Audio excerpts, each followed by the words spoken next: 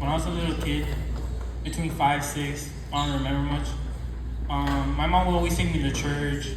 She would always like show me what church was and everything, but I never got into it. I was never like, I didn't really like church because when I was growing up, all I remember was the church showing me the rules that we have in life. So I never got to know God. So I was a kid, in first, second, kindergarten, all the way to 8th grade. I would never talk. I was always quiet. I didn't want friends. I liked being alone. I was fine with that. I was happy like that. So I thought.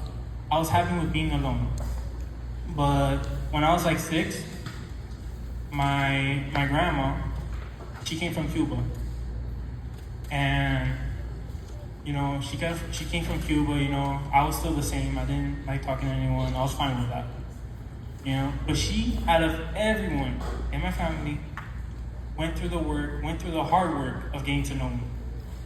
She wanted to get to know me, and every time she tried, I always pushed her off.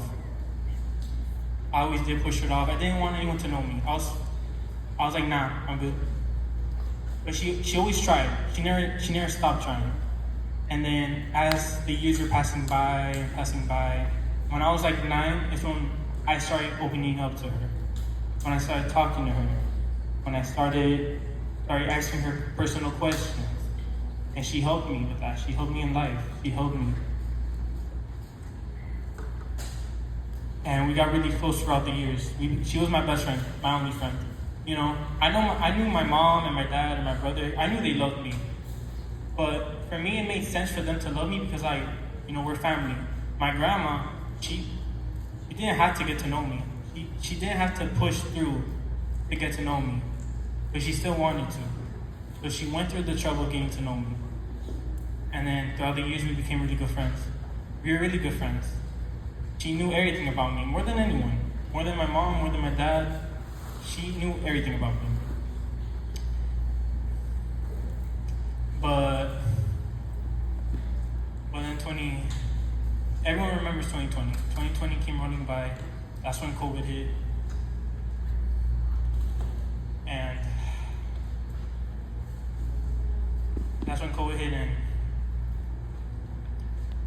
I was in Tampa, in Volcano Bay, if that's where it's located, I think. But I was in Volcano Bay, and we get a call from a family member. And I don't remember who it was, but they called us, they let my mom and my dad know that my grandma and my uncle got COVID. And at that time, that's when COVID was killing people. People kept dying it.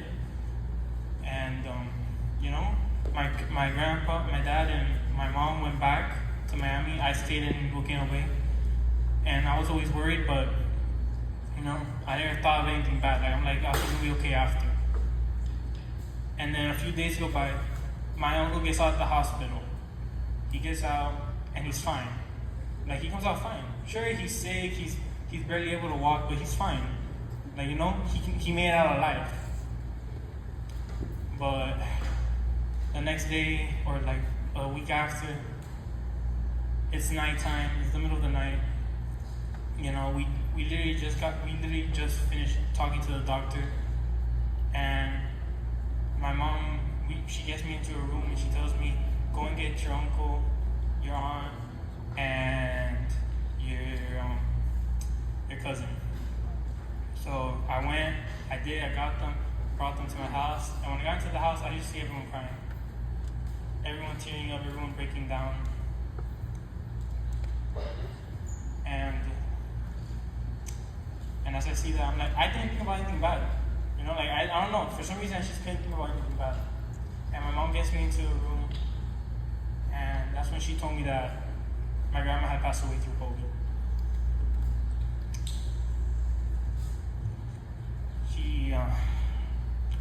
She passed away through COVID.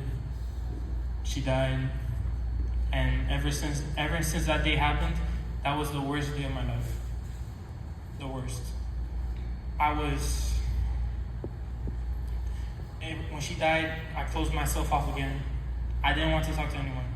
But since that happened, and I didn't want to talk to anyone, I started doing bad things, started hanging out with the wrong people, and had suicidal thoughts.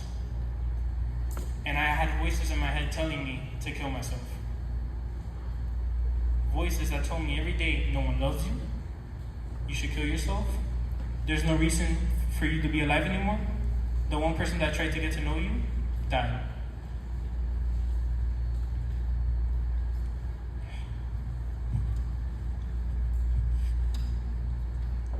And that was the worst time in my life. Every day, bro. Every day every day when I was home alone, I would go to the kitchen. There would be like some sort of weapon there. And I ended up never doing it because I was either too afraid, too scared. I wanted a fast way out. And I was just going to wait for the moment to happen. I really was. I had no reason to keep living for myself. Every day, those voices in my head, non-stop, would tell me to kill myself. That was a daily thing that I went through. At night, I went through it. At day, I went through it. In the morning, I went through it. I went through it 24/7. And it wouldn't stop. It never stopped. But one day I'm in my phone scrolling through TikTok, and I see like a little Bible verse. And I don't read it, but I have my Bible right in front of me, or at least the one that my mom got me. And I went, I read it, got bored immediately. I saw no reason to read it because in the Bible verse it was talking about Jesus, and I didn't know who he was. I don't know, I was just like, something drew me near to it. And I went to it and I don't know, I got bored. I went through the first book, Genesis, and I just got bored. But then I went through another TikTok, and it was, if you guys know him, it was a guy named Cliff. I don't know if you guys know him, but it was a guy named Cliff, and he was explaining where to read about Jesus, and it's in the first books of the New Testament, Matthew, Mark, Luke, and John. So I went through the books, I looked at the books, I saw the books, and that's where it all started. That's where I grew my relationship with Christ. That's where I got closer to Christ. That's when I started talking to Christ. That's when I was able to make a new friend, when I started to open up again. But those thoughts of killing myself never went away. Those voices in my head telling me to kill myself, that no one loves you, you have no purpose in life, that it tells me that no one wants to get to know you, no one wants to see you anymore. Those voices never left me. They never. And I don't know, every night I would be crying, wanting those voices to get out of my head. And I never told my parents because I didn't want to tell anyone. That was too hard for me to tell someone. And then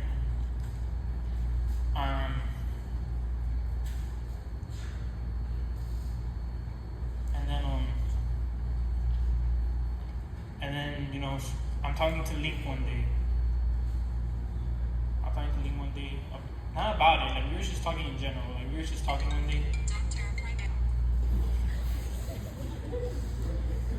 We were just talking one day about it. Not about that, about something else, about me getting baptized on my sophomore year. It was 8 years that I was going through that. And I wasn't talking to Link about that, I was talking to him about baptized. Because in my head, I'm like, I'm not baptized yet. That's why the voices aren't gone yet. Sadly, when I got baptized, they never left.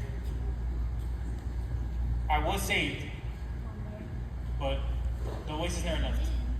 They didn't. They stayed there. They were stuck in my head. They were stuck.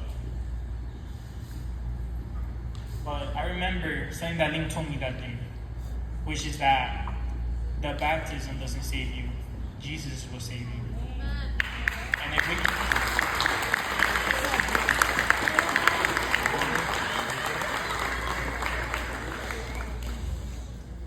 if y'all want, y'all can pull out your phones to read 1 Samuel chapter 17, verses 42 through 47. And when the Philistine looked about and saw David, he disdained him, for he was but a youth and ruddy, and of a far continuance. And the Philistine said to David, Am I dog that you come to me with a staff? And the Philistine cursed David by the gods. And the Philistine said to David, Come to me, and I will give your flesh to the fowls of the air and to the beasts of the field. Then David said to the Philistine, You come against me with a sword, and with a spear, and with a shield, but I come against you in the name of the Lord of hosts, the God of the armies of Israel, whom you have defiled. This day the Lord will deliver you into my hands, and I will slay you and take your head from you. And I will give the carcasses of the host of the Philistines this day to the wild beasts of the earth and to the fowls of the air, that all the earth may know that there is a God in Israel. And all this assembly shall know that the Lord saves, not with sword and spear, for the battle is the Lord's, and he will deliver you into our hands.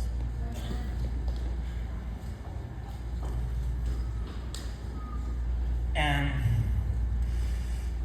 I kind of, when Link told me that saved my life. When I remember about that saved my life. That little quote that Link told me that says the baptism doesn't save you, Jesus is what saves you, it saved my life. Because in my life, I never, ever gave that problem to God. I never willingly asked God to take it away from me. I always expected God to come and rescue me. And it's not like that. God has an open relationship with you. He wants to get to know you. He wants to know your problems. He wants to know what you want to give him, which is everything. But I never openly gave that to God. Never. And that day that Link told, the day after the baptism, a few weeks earlier, I gave it to God. And like that, the voices went away. They left. They never came back.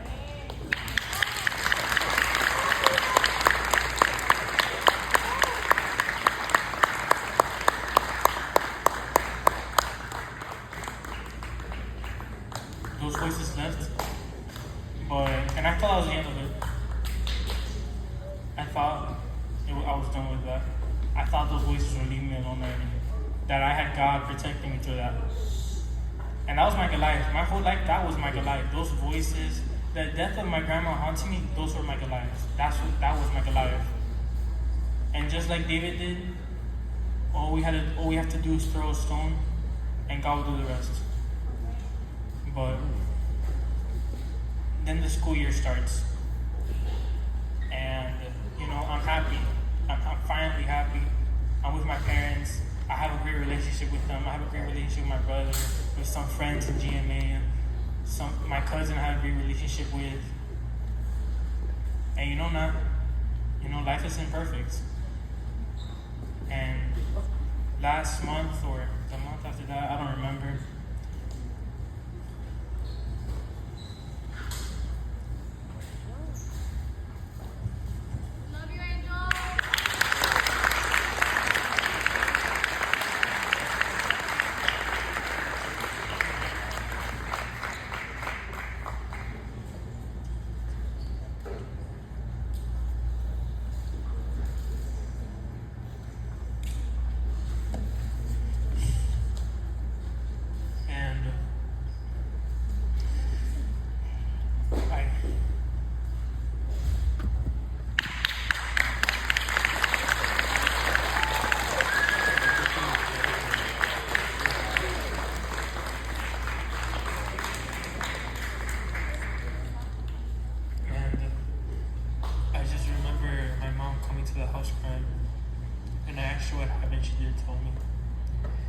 My dad comes home and he tells me, I have to go look at something real quick. And he leaves. And that day I was really mad because no one told me what happened. And All I remember is my dad asking me to go with him somewhere to look at a car that we were gonna buy for me. And then he sees that I'm mad and he asks me about it. I'm like, oh well, mom comes crying home. You're looking at something you don't. No one tells me nothing that's happening.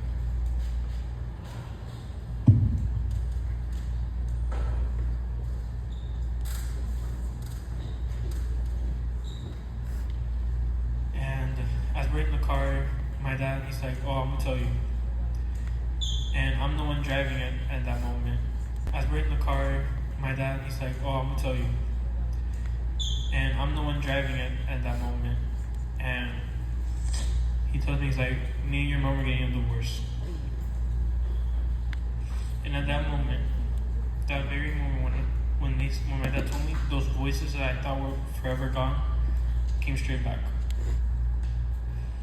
And as those voices are saying, kill yourself, crash the car, kill yourself, kill yourself, kill yourself, kill yourself. I start swerving the car, I start losing it. My dad tells me to calm down. You know, he manages to calm me down and get me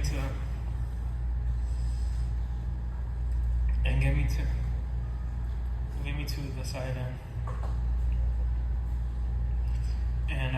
and you know, we're there, we're both together, and I asked him what he did, and he told me at the moment he couldn't tell me. He ended up telling me, but those voices in my head, they never left. They just came straight back.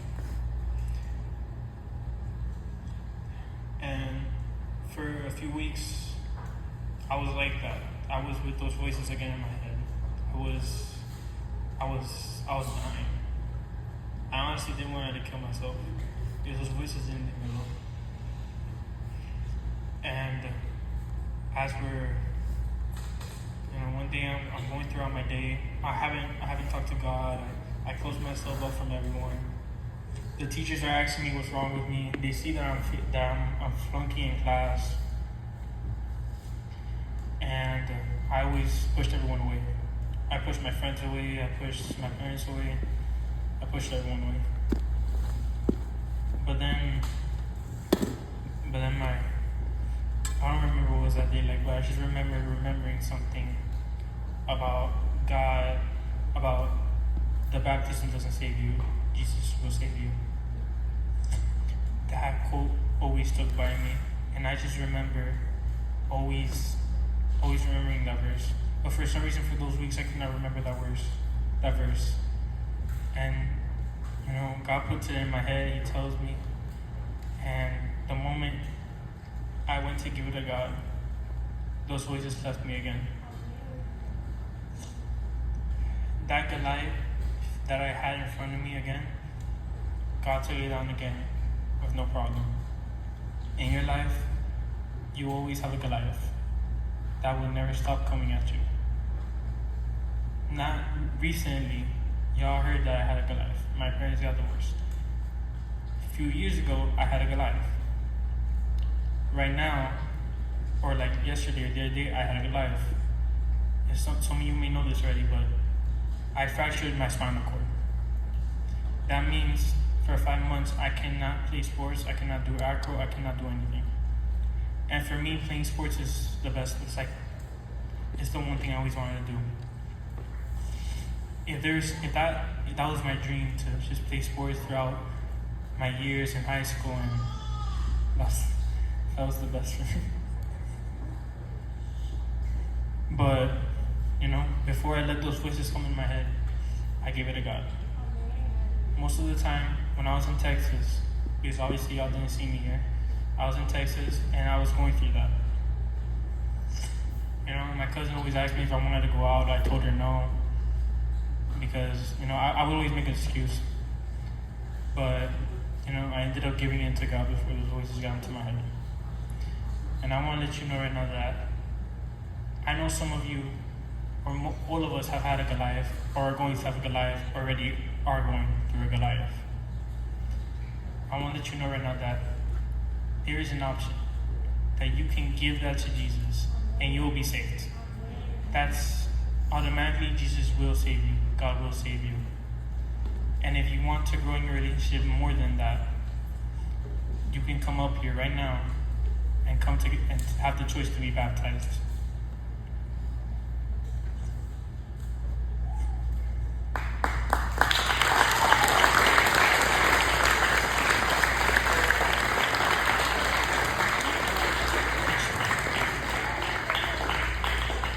Jamel had told me already that 13 people have wanted to get baptized.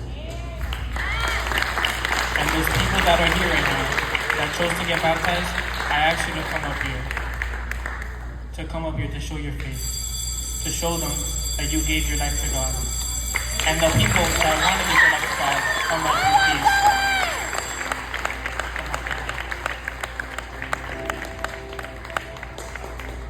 If you want to give your life to God today, on Friday, you want to give your life to God, come up here, please.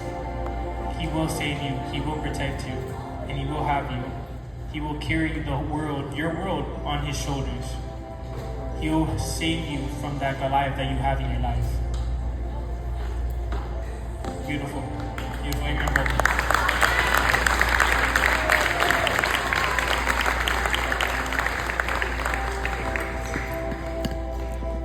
And with that said, oh, beautiful. Another one. Right? You see this? All of these kids have come up here because they are going through something that they cannot handle by themselves. That they are trying to fight by themselves. And they can't. They keep losing on and on. They can't win it. But they have chosen to give that to God so Jesus may rescue them. And they have also chosen to give in their life, their everything to God so Jesus can always rescue them. Now, I'm going to pray. If you want to give your life to God and still make that decision, in the middle of prayer, you can come up here. I don't mind.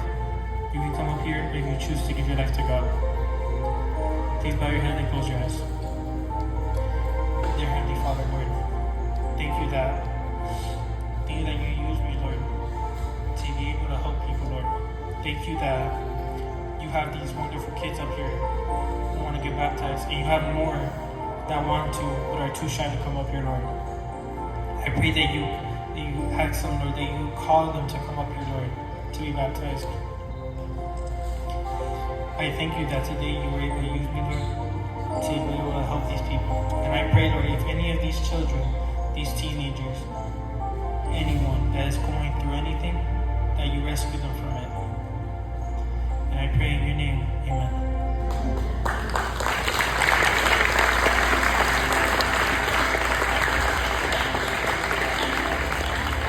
And now, we are going to worship. And I invite all of you to come up here. Everyone. Don't be shy.